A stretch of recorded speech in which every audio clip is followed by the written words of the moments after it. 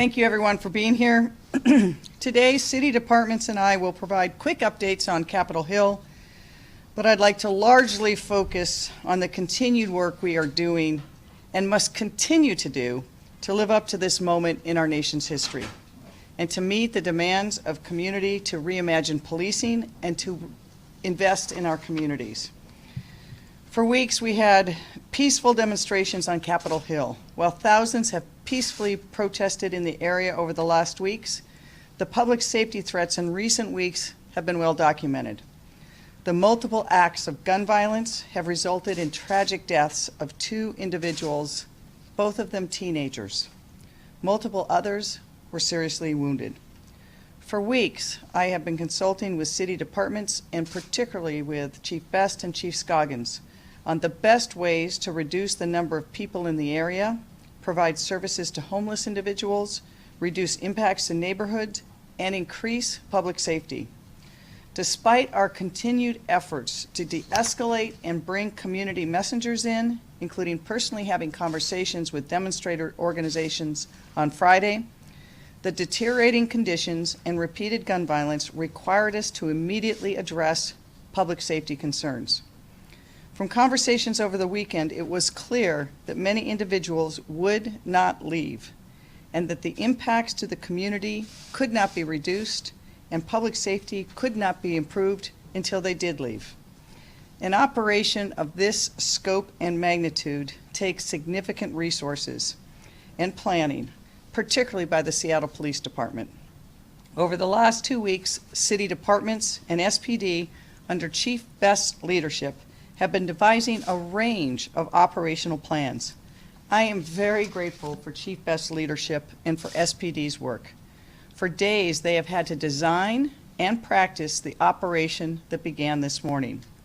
So late last night, after consulting with Chief Best and my other departments, I issued an executive order asking city departments to work together to address public health and public safety concerns, as well as the sustained damage to Cal Anderson Park and the East Precinct area. I'm hoping to meet with the families of the gun victims so I can directly express my condolences for the loved ones they lost in those senseless acts of violence. I know they too have been on Capitol Hill. These acts of violence hurt our whole community, and they are also in direct contrast to the message ringing from the streets that Black Lives Matter. I will continue to refocus our energy on the hard but critical work to answer the voices demonstrating and demanding change, to reimagine with Chief Best what policing looks like in our city, and to invest in the true health and safety of our communities. No city, including Seattle, will dismantle centuries of systemic racism overnight. But we must act now. We must answer to history. I said from the onset that Capitol Hill has a rich history of being at the epicenter of protests and change. I marched and participated in many events on Capitol Hill, particularly for LGBTQ rights.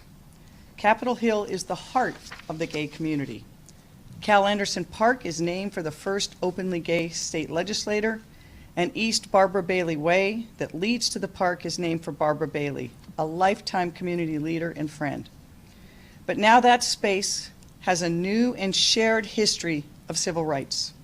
There is no question we must find a way to memorialize that history that has transpired there over the last month. Our parks and arts departments are actively working with the individuals who are maintaining the community garden and with artists to preserve their work.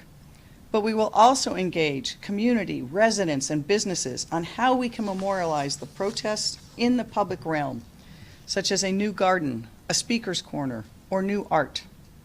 For the many arrests this morning, I believe charges should not be filed against the individuals arrested only for misdemeanor obstruction, failure to disperse, or trespassing. I fully support SPD's operations this morning, and the arrests and bookings were appropriate. But as we move forward in healing, alternatives to charging and criminal sanctions are also important. In a moment, I'll speak more on how I am thinking our city priorities can answer community demands. But I want to speak briefly about the future of the East Precinct and Capitol Hill community. Part of rethinking policing should also be the long-term failures of how police and community resource are present in community. We need to have true community spaces with connections to community-based organizations, health clinics, and restorative justice programs.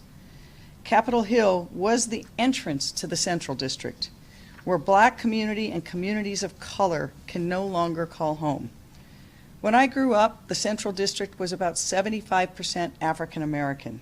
Today, it's less than 14%. Their histories, their shops, their homes, their gathering spots have largely been erased. But strong reminders of the work we have to do remain. One of our city's oldest churches, established in 1886, First AME, sits just a block from the East Precinct. I've been working and talking with Black leaders on a plan to create a space on Capitol Hill to support community voices in rethinking and reimagining policing and the greater investments we need to make in Black prosperity, health, and brilliance. These conversations are ongoing and must be led by community itself. We hope to have more to share on that soon. In addition, I want to thank again Reverend Harriet Walden for her leadership in reminding us of the importance of the East Precinct, whose history is rooted in Black-led organizing. In addition to resources in the budget, she will be leading outreach about long-term futures of the East Precinct. I truly believe we can reimagine the space, a shared space, including a community room in the East Precinct and things in and around Capitol Hill and the East Precinct. In order to move forward, we must recommit to the message that brought tens of thousands of residents from in and around the city to the streets, demanding change. We must remember that it was the unjust murder of George Floyd that ignited a global movement, including here in Seattle, calling for changes to policing, a concerted effort to undo centuries of systemic racism, and broad investments in community. I am committed to this work, and it's there where I spend and focus my energies. After meeting with community leaders and organizations, demonstrators, business, and residents in the last 3 weeks, and hearing their demands for change, my administration and I are focusing on key areas to address the systemic inequities in Seattle. First, investing in Black communities. Second, investing in young people. Third, rethinking and reimagining policing, including culture and budget. Last, accountability and reform, including statewide reforms of laws governing police unions and investigations. True public safety comes from a healthy and resilient community, and that's only possible if we invest in them. For the last year, we have been working to return legacy properties to the Black ownership. These include Bird Bar Place, formerly known as Camp, and the Central Area Senior Center. We've been in close communication with Africatown about them acquiring Fire Station 6. Last week, their architect in the city had a walkthrough of the facility, and we look forward to continued discussions. Community leaders have stated that the long process is part of the problem, and I agree. We are going to expedite it. I've also committed to investing $100 million in my 2021 budget directly into community investments focused on improving the lives of our BIPOC communities. We have to invest in young people and youth opportunities. We cannot achieve justice without educational justice. This truth is what guided our city on programs over the last 2 years of being mayor, including making free college for every Seattle high school student a reality, and ensuring that we have free transit passes to get them to and from school or anywhere in their city. As an intermediate action, as part of my budget rebalancing package, I committed $5 million for mentoring and summer learning for Black youth. My office has been working with DEAL and community stakeholders on a proposal to allocate those funds, and they should be ready to announce soon. Black youth are not just the future of their community, they're the future of Seattle. we must invest in that future. We will be rethinking and reimagining policing, including budgeting, and have been working very closely with Chief Best, who is one of the best leaders in this country on policing, and herself is committed to seeing that we can protect public safety and at the same time reimagine how our department does its work. This means deploying the right person with the right skills into a situation, and sometimes that's a mental health specialist, domestic violence counselor, or addiction counselor. We've created programs like this in Seattle to reduce 911 calls for service, including Seattle Fire Department's Health One, which is a mobile medical clinic that addresses low acuity situations. And nurses and social workers can show up. We've also added nurses to our homeless shelters, and we will continue to expand on programs like this. Creating, training, and building these new health-centered responses will not happen overnight, but we know what works, and more importantly, community knows what works. As an immediate step, tens of millions of dollars have been cut from SPD's budget, but Chief Best is conducting a deep review of the budget to assess what functions might be moved to other departments and what the core functions of the department are. She and I will never compromise public safety, but we believe we can reimagine policing and invest in community. Let's lead the nation, Seattle, and show how this work can be done. In addition to making SPD's budget transparent, I'm committed by finding more ways to partner with the community to ensure that they have a say in what policing looks like in our city. BIPOC communities have been left behind for far too long, and it's imperative that our budget reflect our commitment to investing in those communities. Undoing centuries of systemic racism will not happen overnight, as I've said before. But I do believe Seattle can lead the way in addressing injustices and ensuring everyone, regardless of their race, can achieve their full potential. Racism is hardwired into our institutions and permeates almost every aspect of our society. We can only begin to undo the trauma and injustice by centering the voices of the people who have been most impacted. What I'm committed to doing is putting in the work and working with community to creating that true, lasting, generational change that this time in history demands of all of us. I ask the rest of Seattle to join me in that. And now I'll give you Chief Best.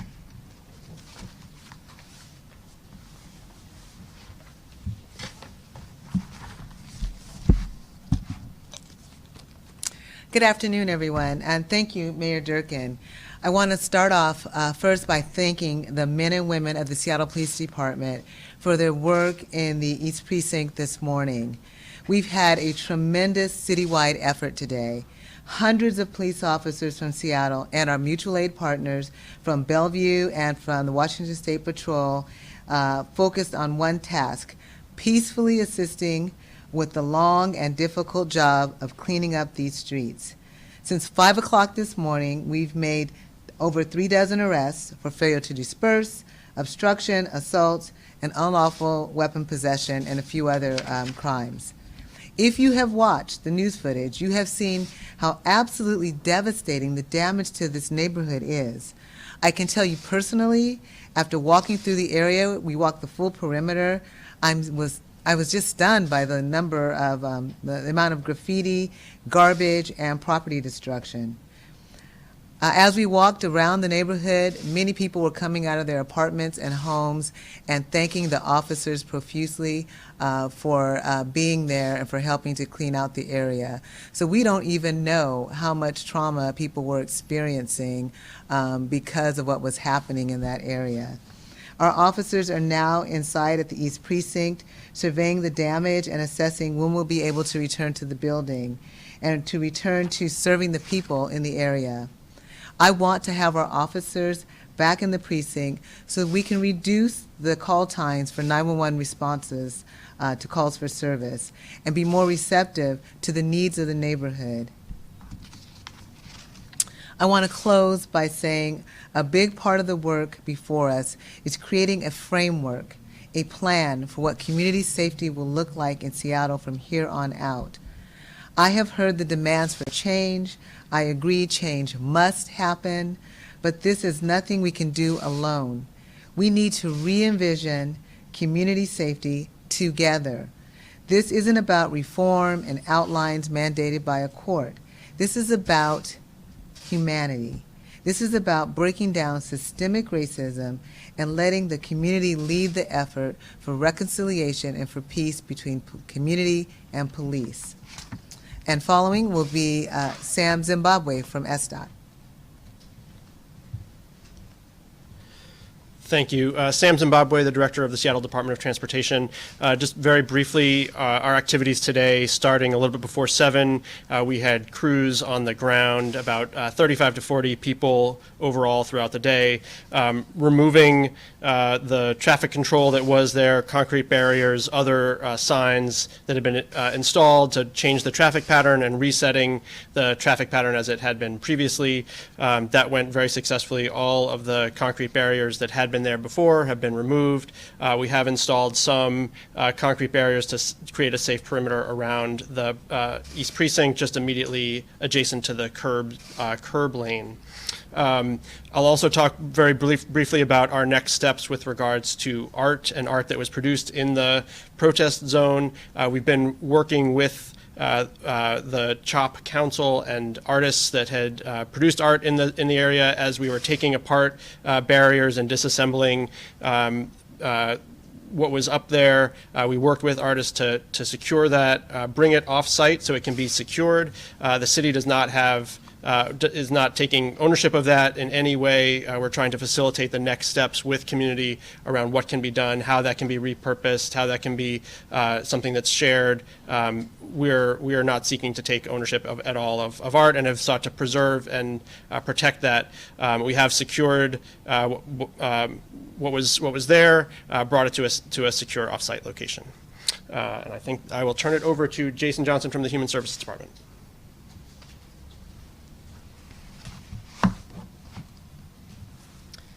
Good afternoon, Jason Johnson with the Human Services Department. The city's Human Services Department has been on the ground, outside and inside the area and vicinity around the East Precinct and Cal Anderson Park since June 23rd, since last Tuesday. We're there to support the city's ongoing efforts to keep the area safe. Starting last Tuesday, HSD organized a service resource hub on Pine and Broadway, which served as an outreach staging area to place people directly and connect them to services. This is in addition to outreach being done inside of the CHOP area. HSD is continuing this outreach today, following the closure of Cal Anderson Park and the areas outside of the East Precinct. We want to make sure that we're engaging with people that may still be outside of the perimeter. The area in and around Cal Anderson Park has historically been an area where unsheltered individuals stay overnight. We also know that a number of individuals who came to be part of the movement and have their voices heard were experiencing housing instability. This sustained outreach effort began following conversations between city leadership as well as community leaders and organizers to ensure that community members and demonstrators had access to services. And I want to thank all of these stakeholders for their engagement to bring social services to people in need in that area. The navigation team has been, as I mentioned, engaged since last Tuesday. And through yesterday, they were able to make 148 engagements with unhoused individuals. They were able to make 30 referrals to shelter, connect 26 individuals to other service providers, and provided diversion services, which got 17 individuals into hotels. These figures don't include any of the activities today, but provide a snapshot of the kind of services that were made available to individuals experiencing homelessness in the area throughout the week. Outreach staff also made travel arrangements, provided basic needs such as bottled water and food, also made sure that people had access to dry clothing. We had a number of community-based organizations that were also part of this effort. Mary's Place, Evergreen Treatment Services, Youth Care, Teen Feed, Public Health, Country Doctor, and others were on site to make sure that people had what they needed. On Saturday, HSD coordinated services with DESC's mobile crisis team to work on site at the CHOP, providing behavioral health outreach and service support. The mobile crisis team can refer people to shelter and offer limited cash assistance funding provided by the Human Services Department to provide hotel stays or travel vouchers to home communities, and make sure that there are important connections to behavioral health services. While the executive order issued today directed multiple city departments to safely close the area around the East Precinct and Cal Anderson Park, this was not a navigation team led effort or a encampment removal activity. However, throughout the week, HSD directed its navigation team, outreach staff, to focus solely on outreach to this area. Outreach workers had access to city-funded shelters, such as tiny house villages, enhanced shelters, de-intensification shelters at some city facilities, as well as the recently reopened City Hall shelter. All resources generally reserved for the navigation team outreach. On average, the outreach specialists were out in the field with around 53 available shelter beds every day.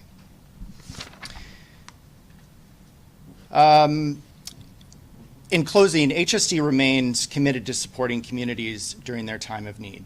We saw great need in this area. It's why we wanted to be engaged. It's why we continued to be engaged even today. I want to thank the organizers, leaders, community members, and city staff who stayed in communication and coordination with one another throughout the demonstration and throughout the departments and city efforts. Because of these cooperative efforts, people were connected to shelter, received services, and at the very least were connected to someone who cared and could help them navigate. Thank you. Sorry, I didn't introduce you. Good afternoon. My name is Jesus Aguirre. I'm the superintendent of Seattle Parks and Recreation. So this morning, after the other agencies did some of their work, Seattle Parks and Recreation crews went into the park to continue the work of cleaning, begin assessing the damage, and begin some of the repair in the park. In addition to that, we supported the removal of some of the supplies and equipment that were set up in the kitchen area by some organizers there. We supported moving that to an offsite location controlled by those folks. Also worked with the gardening organizers to secure some of the plantings there. We're actually going to be storing some of the plants in our greenhouse as we begin a discussion about a permanent presence for a garden at Cal Anderson.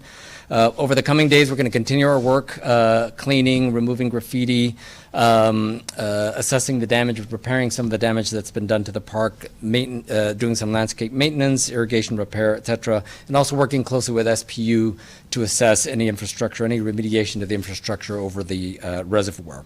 As we move forward, as I mentioned, we have had a chance to work with the gardening organizers, Marcus Henderson, on a couple of occasions, and we're going to continue to have discussions with him and others about establishing a permanent presence there, jointly with Parks and Recreation, as well as with the Department of Neighborhoods, who operates the P-Patch system in the city. In addition, as we continue to remove graffiti, we're also working, as Sam said, to preserve any of the art that's in the park, and again, look for opportunities to ensure that can remain. Specifically, there's a mural that was painted in the bathroom, a Black Lives Matter mural that we're going to keep there. We'll continue to work with the Art Council to support that. And then, as the mayor said, in the coming days, we're going to be working with various stakeholders, community members, to ensure that there is some continued presence in the park that recognizes the efforts of the protesters, the efforts of the Black Lives Matter organization, and we look forward to working with community members on that. So. Thank you. I want to note again, this shows just a part of what went into this morning, but over the last 3 weeks, almost every city department was touched in some ways by either supporting protesters, trying to mitigate damages, trying to provide services. It was always a very fluid situation in that area. And in talking to Chief Best and others, we worked very purposefully over the last weeks to make sure that those who were there for protest could exercise their First Amendment rights.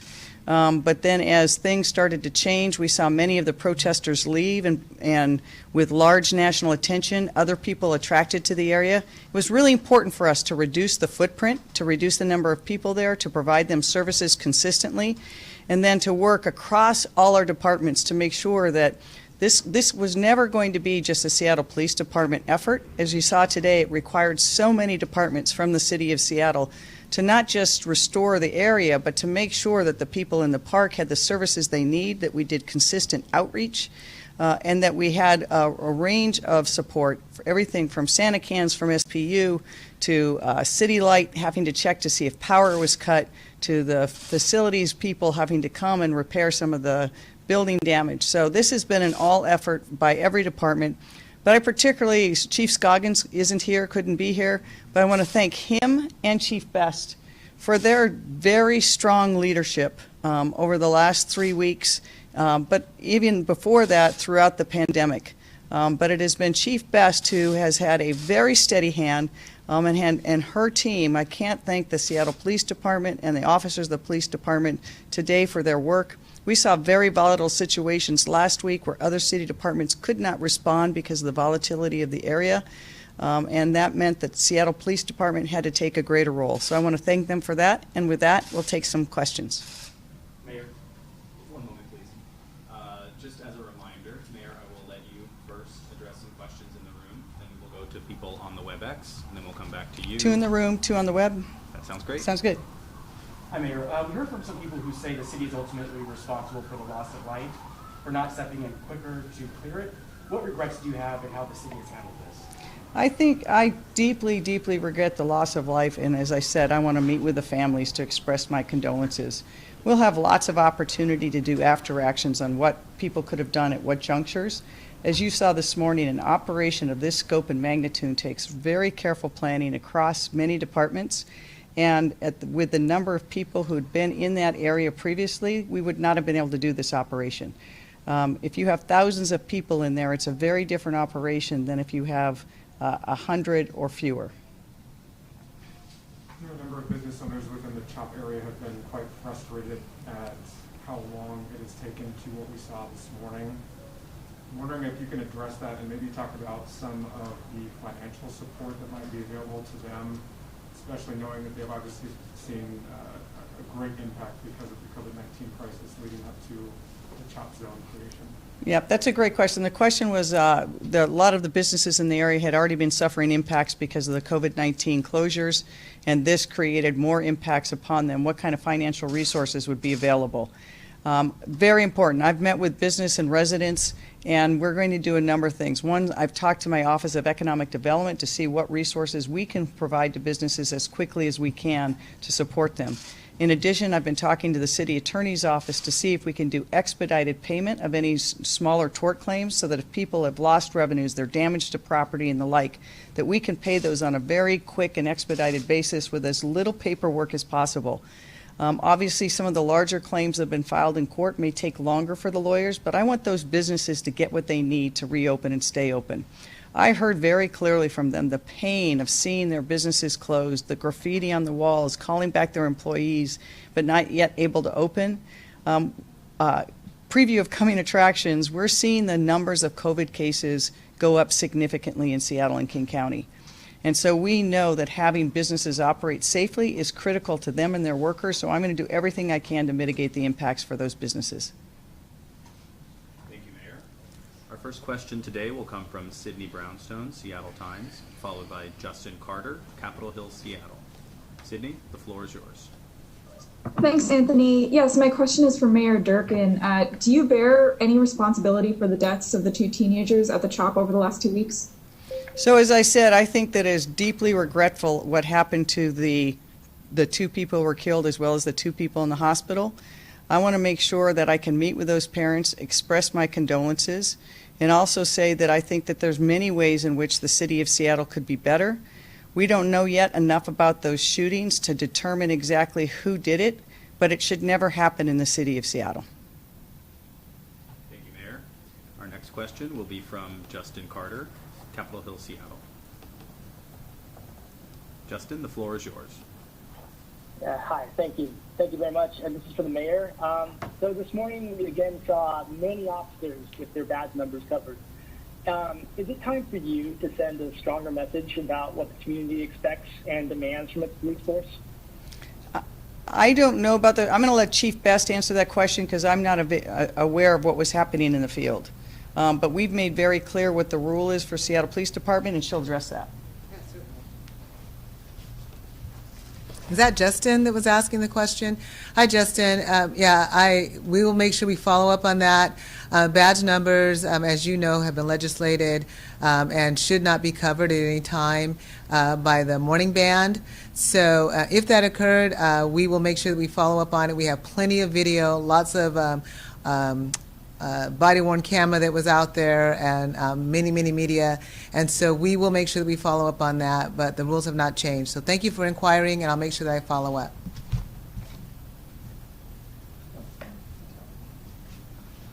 Great. Thank you very much, Chief, and thank you, Mayor. Our next question will come from Lily Fowler, Crosscut, followed by Hannah Scott, Cairo Radio.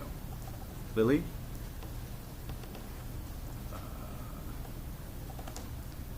Lily, the floor is yours. Okay, thanks. This question is for Mayor Durkan. Just wondering what she makes of the statement that was released today by Attorney General William Barr praising the action that took place this morning. And then I think Trump's spokesperson also said something about restoring order. So thank you for the question, Lily. I think I've made it clear from the outset that I don't think that the president or his administration's comments have been helpful. In fact, there's no question that they have made the situation more volatile, including some threats on Facebook that some patriots would come this 4th of July to liberate the area. I think that's made it more difficult. I would urge the Attorney General to restore lawfulness to Pennsylvania Avenue.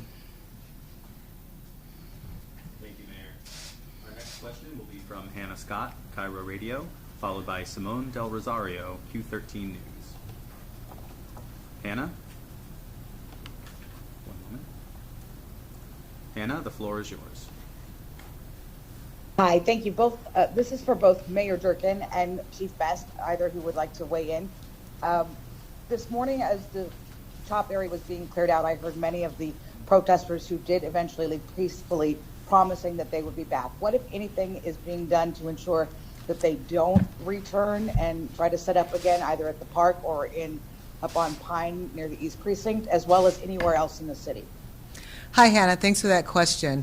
First, let me just start by saying that we respect everyone's right for First Amendment free speech. So if they want to come back, if anybody wants to protest and do so peacefully and exercise their right, we certainly encourage that. What we can't have is what we saw there, an area where people were entrenched, where crimes and lawlessness were occurring, where people were being assaulted, raped, robbery, and as you know, 2 murders. So there's no situation or circumstance that I can see where as a police chief I would condone that kind of behavior going on in any part of the city at any time, which is one of the reasons that when we were able to get a good plan in place, we operated on it.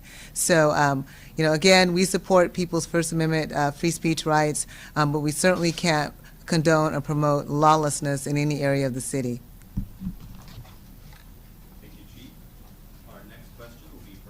Del Rosario, Q13 News, followed by David Douglas, NBC News. Simone, the floor is yours. I'd like to follow up on what Hannah was talking about there for the mayor or for the chief.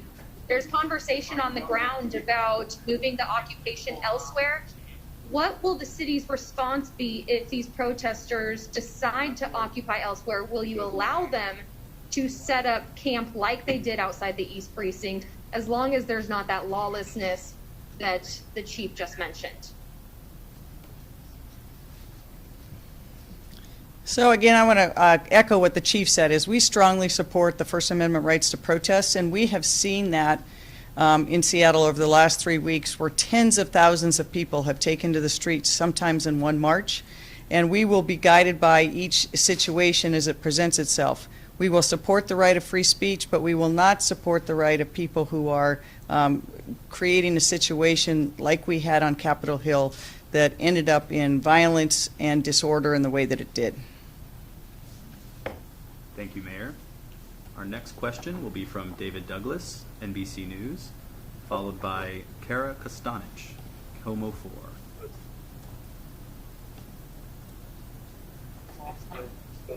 David, the floor is yours. Thank you. I would like to just echo my colleague's question from previous mayor and ask what you would do if there is another attempted occupation in the city, and also ask, we've noticed the K-rail traffic barrier that's gone up to line the corner that defines East Precinct here on Capitol Hill. Are you preparing, Chief Best, to have to defend the precinct for some time to come when protesters inevitably return?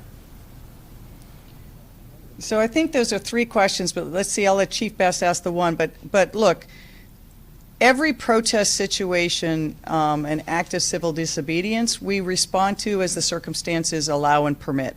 And so it's hard to predict with every hypothetical. We've had all sorts of protests in Seattle, just not over the last 3 weeks, but over many years. And so we will be guided by what the situation on the ground is.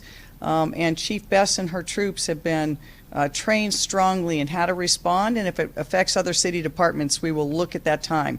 We've had protests, for example, almost every evening at the West Precinct, which, other than some property damage cases, have gone on and has not required operations like we saw today. So we will be guided by what the circumstances are. What was the next question? We don't anticipate at this point. We think that with the streets open, we're hopeful that Seattle, Capitol Hill can return to normal, that businesses can open, that everyone can enjoy that park. It's going to take us some time to restore the park and actually reopen the park.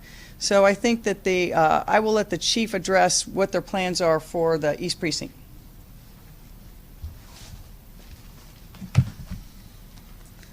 Yeah, in the short term, the mayor's order is still in effect for the next 10 days, and people are not allowed in the area that are not residents or business owners into the area, as we affect some precinct cleanup and some street closure cleanup and other things that are occurring both with our FAS, SDOT, Parks Department, Human Services, and some of the folks who are here at the press conference.